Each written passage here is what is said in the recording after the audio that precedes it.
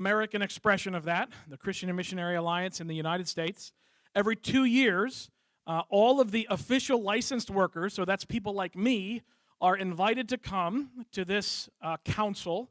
And then there are also lay delegates that are allowed to come, a certain number of voting lay delegates from each church, and then additional corresponding delegates can come just to observe everything. And so there were several thousand people gathered together in Columbus, Ohio, starting on Monday evening all the way through. The last service was on Friday evening, and it was a rich time. So Dennis Walters and Deb Mitchell and Chris Pro and I were the representatives from this church, and there were other folks that we knew well and others from the area. Ross and Elaine Moore were there, and Milt and Kim Harold were there from Big Valley, and Richard Peck from Mount Union Alliance. We were just over there for Good Friday service, and a bunch of friends from mine from State College and all those sorts of things. So it's a wonderful family reunion. I've asked Dennis in particular if he would share a brief update, and then we'll see if Deb and Chris are inspired to share anything on top of that. But Dennis, would you share? This was his first time, so as the newbie, he gets the mic.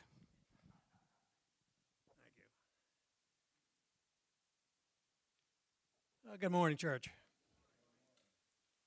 Since it was my first time, it was an experience I will never forget. It was a wonderful opportunity. I learned so much about CMA. I was amazed at how much resources CMA has I didn't even know anything about. The whole week was just action-packed. We went from meeting to meeting to meeting. A week of prayer, a week of worship, a week of CMA business, a week of fellowship. It was outstanding, and I'm really glad I had a chance to go. And I learned about so many things that we could do to even better the way we're operating our church in terms of finances and other things that we're doing. We'll talk a little bit more about that in a moment. One thing I had learned, and we all have to remember, is we tend to think of our missionaries in terms of the few faces that are out there on the wall. We might not stop to take time to think there are 571 CMA missionaries out there in the field. And while we were there, 31 new workers were actually appointed, some who are going to be serving in very dangerous places in the world. In fact, as Pastor mentioned earlier, some of those people came up, many of them actually, disguised so you couldn't recognize them. They had their faces covered. And they couldn't tell us their names, they couldn't tell us where they were going, and they couldn't tell us anything about them. So their people are going out in the field and serving in very dangerous places. We learned from one small African country that just recently 2 pastors and 120 of their members were taken into their churches and murdered. And that's one of the countries that new people were going to. So we have to really pray a lot harder and think a lot more about the people that are going out there and serving the CMA mission field. The evening services were absolutely spectacular. They were amazing. Now, I'm not normally a big fan of contemporary spiritual music. You know the songs that only have one line, but you sing it 147 times? Not my style. However, put yourself in a room with 1,844 other Christians who are getting into that spirit. You can't help but feel it. It was wonderful. In fact, if you didn't feel the spirit, you probably should have stepped out of the room and gone out to get your final measurements. It was that uplifting. And by the way, Chris and Deb are both closet Pentecostals.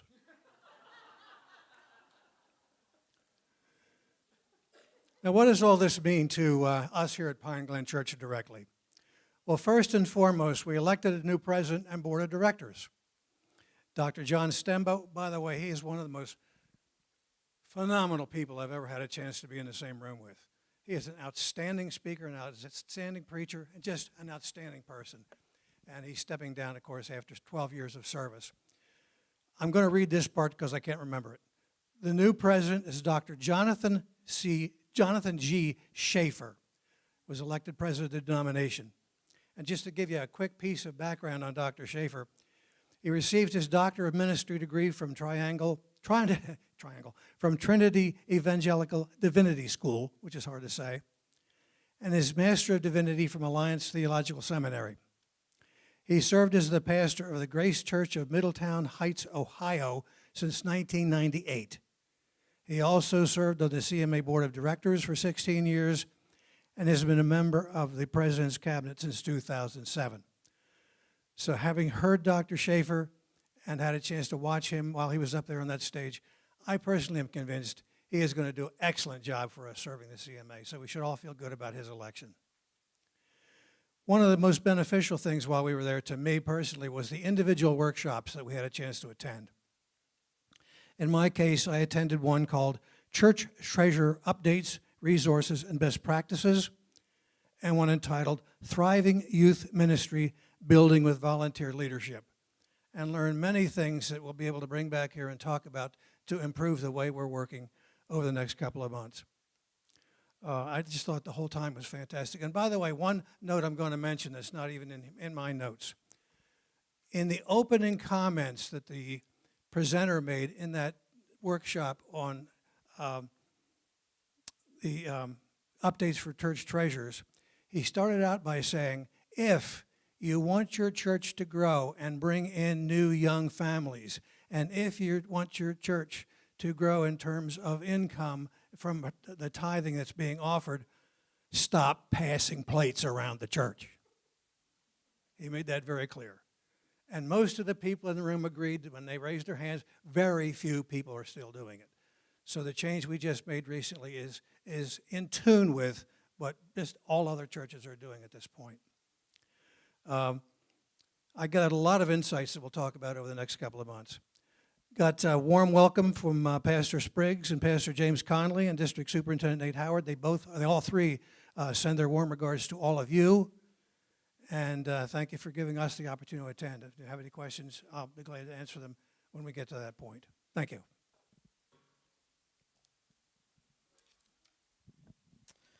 Thank you, Dennis. Deb, do you want to share something? I'll bring the microphone back for you if you'd like. No, you got to use the microphone.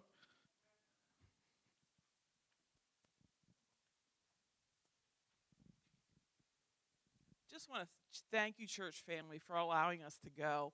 This was my second time to council, and it's such a blessing. You can't even describe it into words.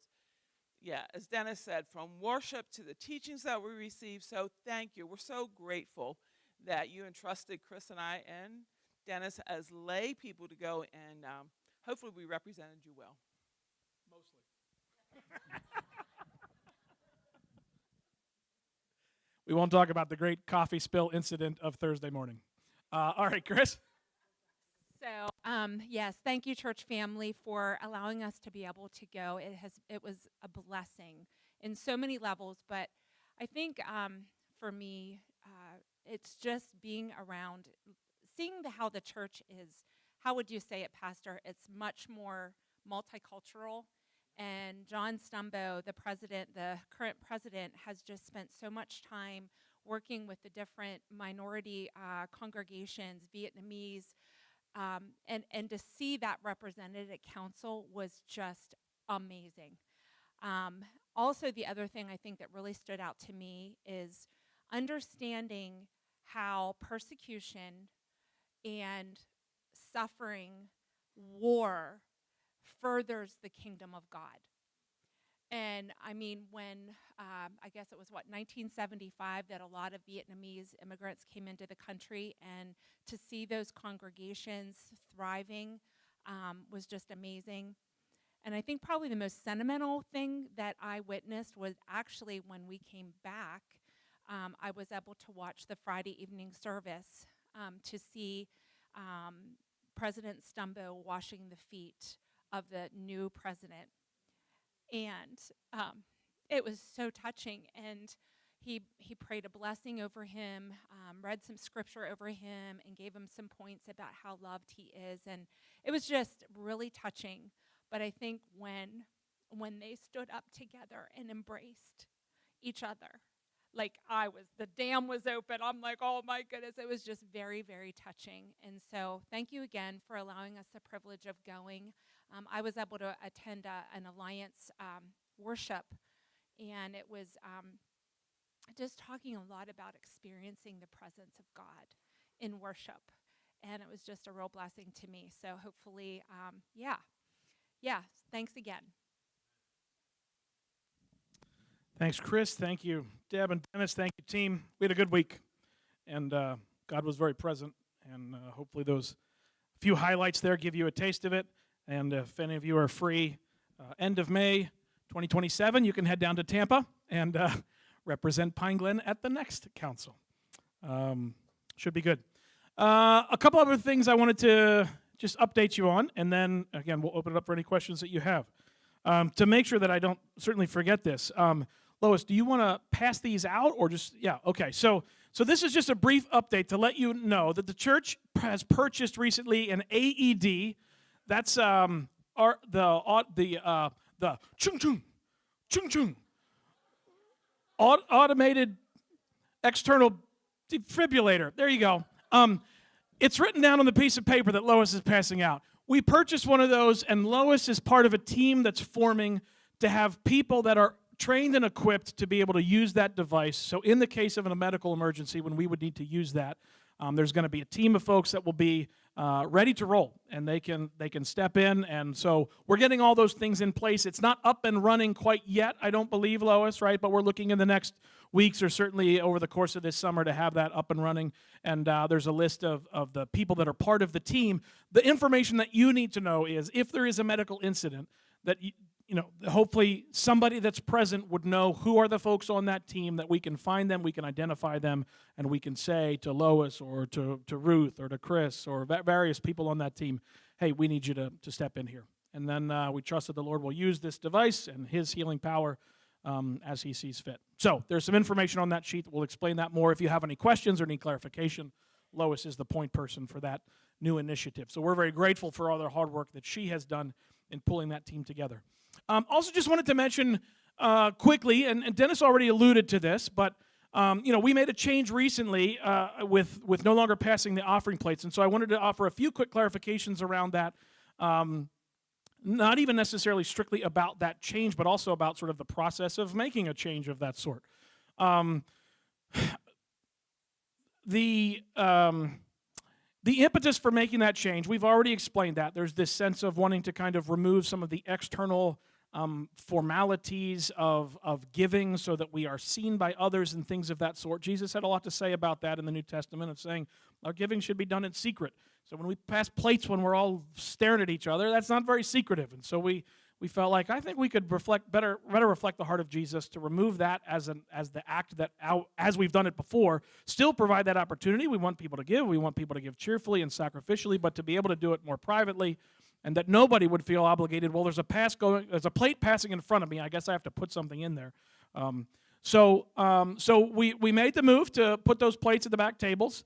We're moving, if you're curious about that, if that feels a little bit unstable or insecure, we are moving in the direction of having some locked boxes mounted on the walls at the back entrances that we will use for that purpose. So they'll be a little bit more secure, and you could just drop something into those boxes at any point. And you could really do it at any point throughout the week, and they'll get cleared out at least once a week.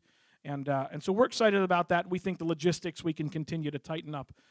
But there was a question that came through, not a question that came directly to the governing board, but a question came to somebody that asked somebody that asked somebody that asked the governing board, how does a decision like that get made? And in specifics, wouldn't something like this be essentially go before the congregation for a vote? And so I thought this would be a helpful thing to just use 3 minutes to clarify for those of you that are maybe new to the Alliance or aren't sure about how these things happen. The Alliance is not a congregationally based governance structure, or the polity of our denomination is not congregationally based, which means we don't vote on everything. In fact, congregation-wide, we vote on very few things. That's actually reflective of how things go at council. At council, on the denomination as a whole, there are a handful of things that require council to approve. One of the most important things that council does is it elects its board of directors, and then for the intervening 2 years, the board of directors have constituted authority to make a whole vast array of decisions on behalf of all of us in the Alliance, and then in 2 years, we elect a new board of directors.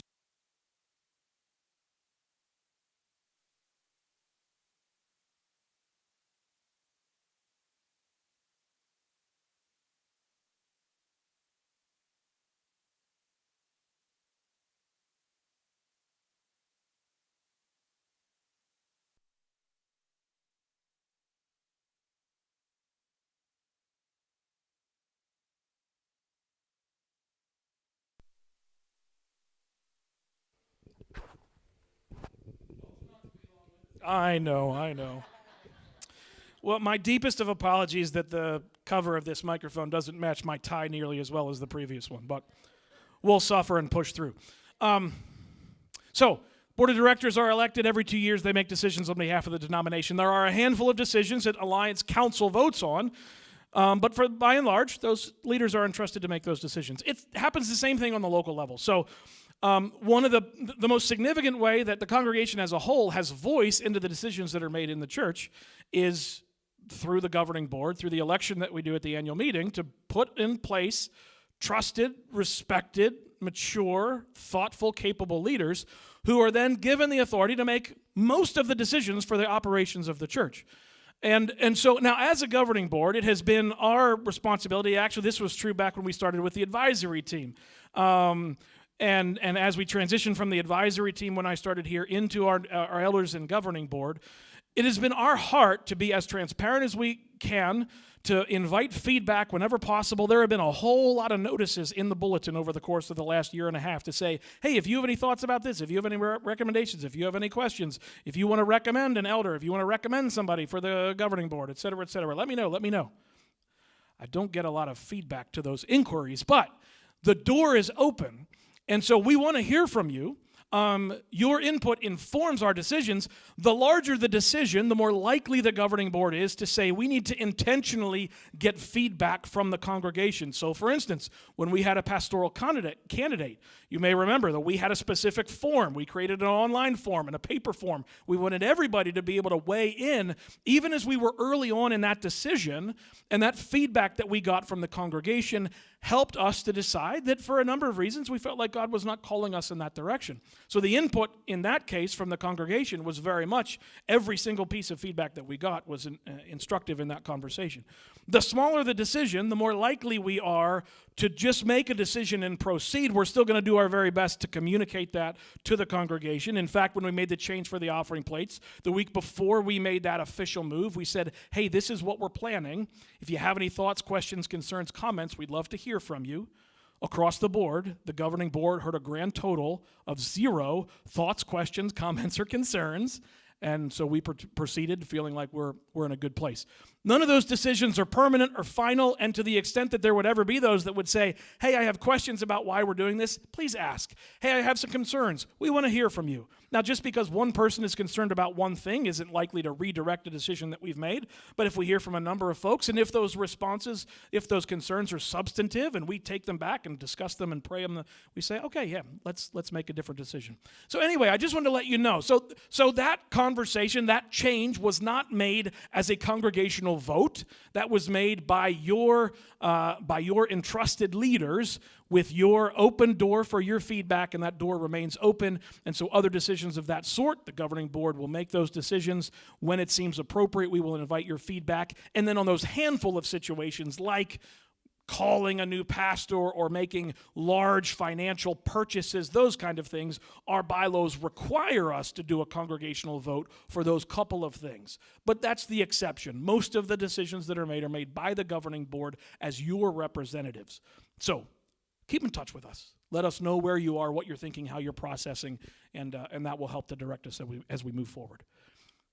Does that make sense? Do you have any questions about the governance structure, the polity of the church, how decisions are made? You're welcome to ask them in this public space or more privately if you want further clarification. But any questions around that? Okay. One other specific thing that I wanted to just kind of let you know where we are is the pastoral search. I signed a contract for this position for 8+ months. We are heavy on the plus. We've been here now 20 months, and it has been a joy and a gift and a delight. At this point, we're not going anywhere. Well, with some caveat, and I'll get to that in a second. So, as you hopefully are aware, if you've been here over the last number of months, we had a candidate that we met in the fall, that we had a candidating weekend in January, and we made the decision that that was not the right fit, and we appreciated our time with Brian, but it didn't seem like that was the right call. We had one other candidate that we received an application, some information. We actually interviewed that second candidate, had a positive experience. That second candidate removed himself from the process. and that was, I think, in February. In the intervening 3 months, we have received 0 resumes. So, if you say, it sounds like a lot of silence right now, that's because there's nothing to say. We don't have any updates. We're not withholding updates. We haven't seen any candidates in the last number of months. So what that means is, and I have said from day one when I started here, actually I think we had one of these Q&As like week 2 that I was here, and I said back then, my goal is to be here until I can hand the baton to the permanent pastor. That remains my goal. Now, I also shared with you this morning, I'm applying for other positions and pursuing other things because we don't know what God has for us, and we don't know exactly how the timing of all that will unfold, and it would be silly to miss an opportunity for the thing that God has for us because I wasn't applying or pursuing. So we're going to keep knocking on those doors and trust that if something opens and something will fall into place, and we'll trust God in all of that. But for now, we're here. Now, we are disappearing for a couple of months, so we'll be here next Sunday. And then the Oberholzers are going to disappear into the national parks.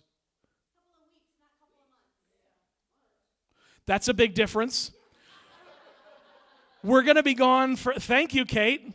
We're going to be gone for a couple of weeks. We will be back in early July. We're going to be gone for a couple of weeks going into the national parks out west. And I have said to the governing board, if you hire somebody while we're in the woods, go for it. If you find the right person, they have my blessing to do so. But unless that happens, our plan is to return in July, and then we will continue to invest in Pine Glen until the Lord has a different thing for us and for Pine Glen. We'll trust that all of that will fall into place as he sees fit. So I just want to let you know that's where you are. And again, so that nobody would feel like, man, I'm not hearing any reports. Why are they being so secretive? You haven't heard any reports for a number of months because there has been nothing to report. But we trust that the Lord will move in his timing as he sees fit.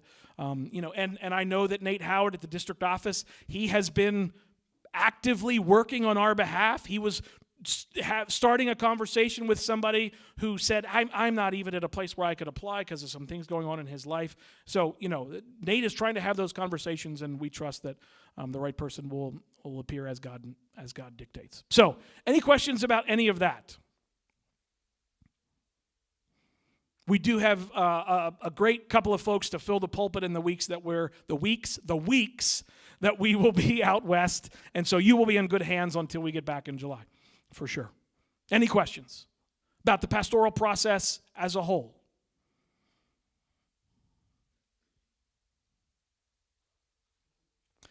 Okay, I think we covered the couple of categories of stuff that I wanted to make sure you were in the know about. Any other questions, comments, concerns that you have while we're gathered here in this place? Yeah.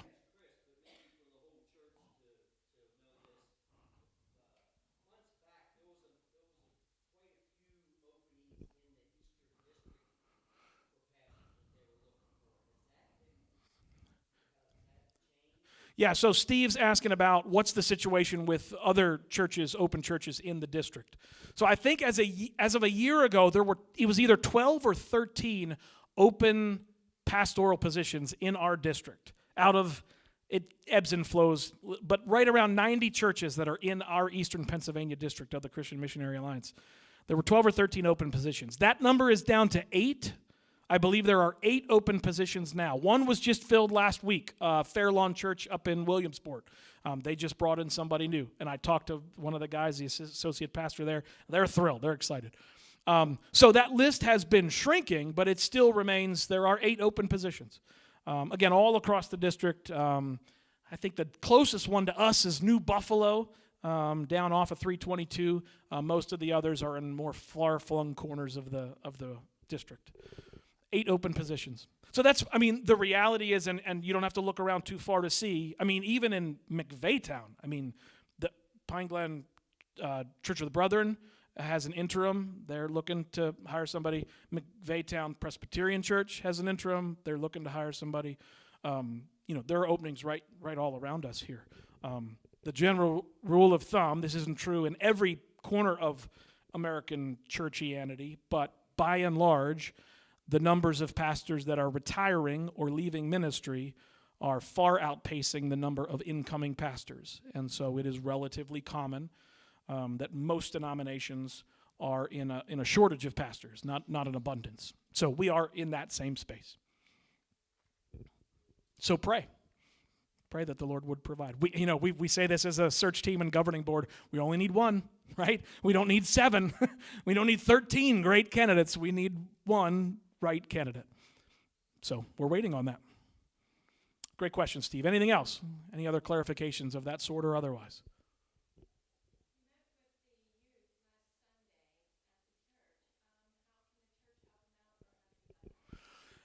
Yeah, I haven't had a chance to even meet with the governing board to process that information. So I had a conversation with 4 teens in the church last week, and it was a great conversation. And we're going to have to kind of process that as a governing board and see, are there next steps that we can take. So we'll keep you in the loop as those things develop, but it's too fresh at this point to have any specific content. Other than to say it's 4 great young people. It was a delight to connect with them. Thanks, Kimber. Good question. Anything else? Yeah.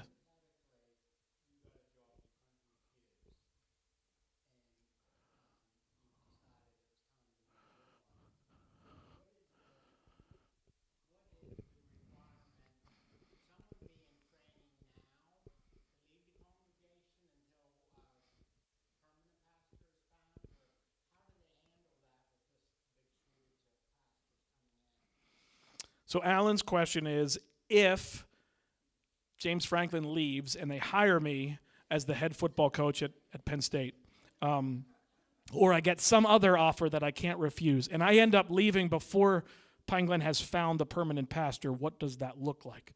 I would imagine that there could be any number of possible scenarios.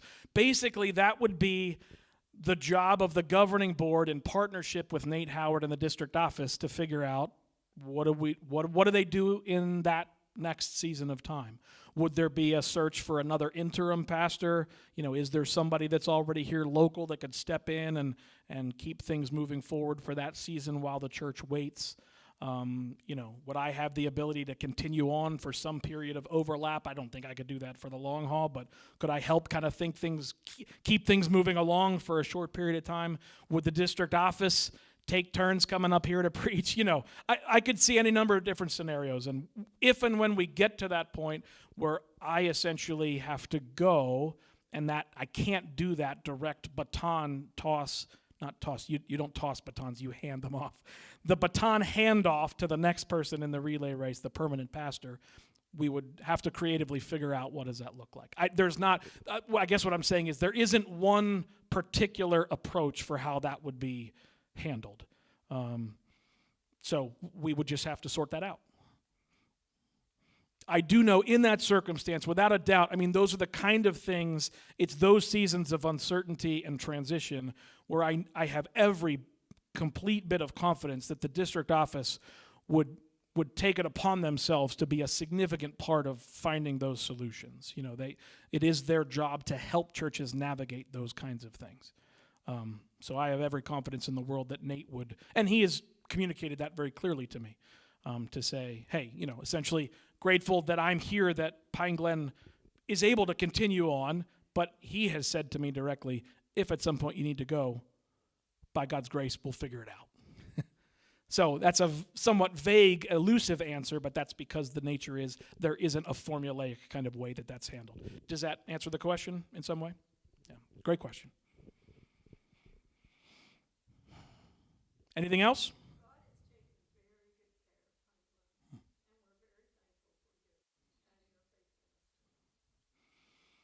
Well, I appreciate that. Well, it's been a joy to be here, and I hope and I'll continue to say this, and I'll probably say this again in a lot more words the last Sunday that I'm here. I hope that we've been helpful here. I know that this church has been a gift and a blessing to us. So, and that mutuality is part of, I think, God's provision for all of us. We came here with needs, and Pine Glen has been a gift and a blessing, and we hope we've been able to help as well. And hope to continue as long as necessary. So we'll see. Thank you, Ruth. I appreciate that. Anybody else?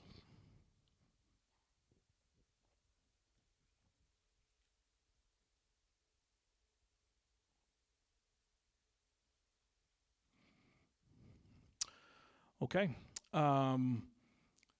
Since this wasn't an official business meeting, we don't need to adjourn or anything otherwise. No motions need to be made. This was just a quick, again, update, get some information in your hands, clarify some things, hopefully. I would simply encourage you, again, I said it a number of minutes ago, I will say it again. If you have questions, if you have comments, if you have thoughts, concerns, I know that your elders and governing board want to hear from you. So please consider that an open invitation. You're always welcome to contact and connect with me, but the lay leaders as well would love to have those conversations. We consider it, I genuinely believe, a sacred privilege to serve and to lead this congregation, and we want to do that on behalf of you. So please keep in touch and let us know where you're at and what we can do to serve. I'm going to pray and send us out. Lord, thank you for this time to be together, to connect, to share some updates and some stories, some places that you're at work. We thank you for, again, just the gift it was for several of us to head out to Columbus, to be part of the larger Alliance family, to get a taste of all of the good work that you're doing, not just in the greater Mattawanna area, but all around the district and the nation and truly the world. And we get to be a part of that, and we thank you for it. We thank you for this church family, for the deep, profoundly beautiful relationships that tether the people of this church together. We pray that you would continue to leverage that for your good work, that indeed you would continue to bless and use this church for your purposes. We thank you. We love you. Allow us to go from here, enjoy a wonderful afternoon, some delicious food as we head home. Be with us as we head into this new week. We thank you and love you and pray in Jesus' precious name. Amen.